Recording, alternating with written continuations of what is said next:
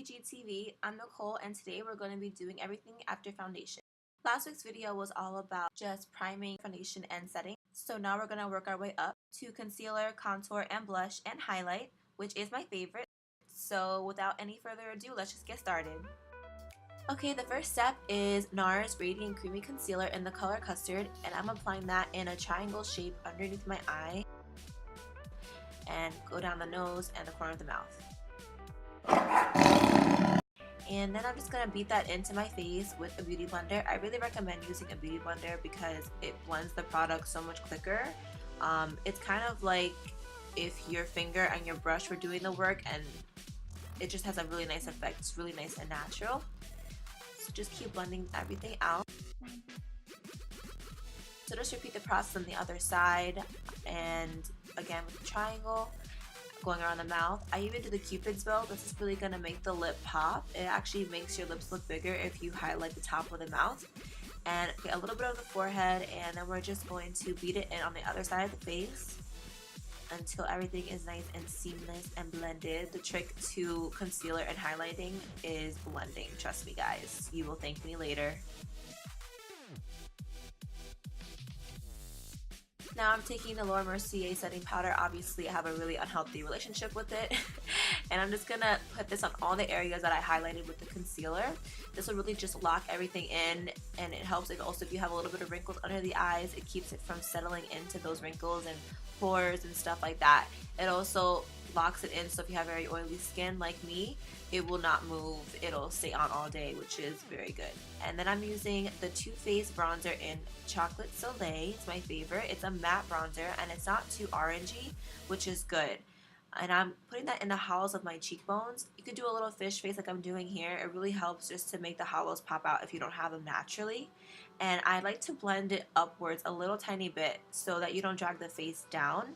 And I like to be very precise with this because I don't want it to look too messy or muddy. And I'm also going to hit the temples with this. It just kind of helps you to look a little bit more bronze, a little bit more tan. With the highlight and everything, it looks a little white sometimes, and the contouring and the blush and bronzer, it really brings the shape back to your face.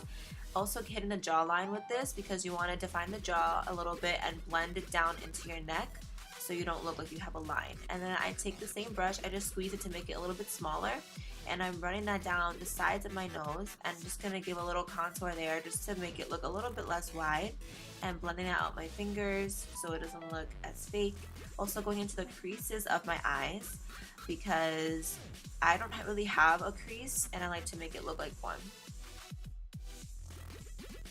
So this is the Makeup Forever Pro Bronze Fusion, and I believe the color is I-35, and I'm putting that right above the contour just so that it helps to blend out the top of it a little bit more, and it also adds that nice warmth to the face because it has a little bit more orangey pigments in it, and it has a little bit of iridescence too, so it kind of is a nice pick-me-up.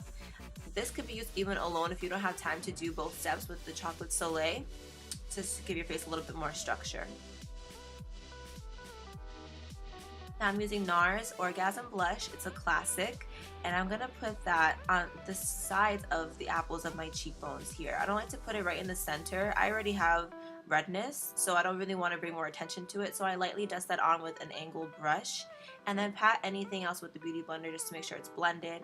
And then I'm using the Becca Champagne Pop highlight, and I'm gonna apply that to the tops of my cheekbones, and I go a little bit crazy with it. I add about like 3 quotes of this. I also like to go above the eyebrow, down the center of the nose. It's very importante, and on the Cupid's bow of the mouth. Again, this will just help everything pop out and make the lips look plumper. I'm using a lip stain from Kat Von D. This is Lolita 2. It's an orangey nude. It's really pretty. I really like this color. It's a little bit different. Not your classic like blue tone nude. It's really, really nice. And then just shower in setting spray. You already know the deal. Okay guys, that is it for this tutorial. Thank you guys so much for watching. I will leave a link in the description box below of last week's video. And don't forget to subscribe, like, and share, and leave me any comments. I'll see you guys in the next video. Bye!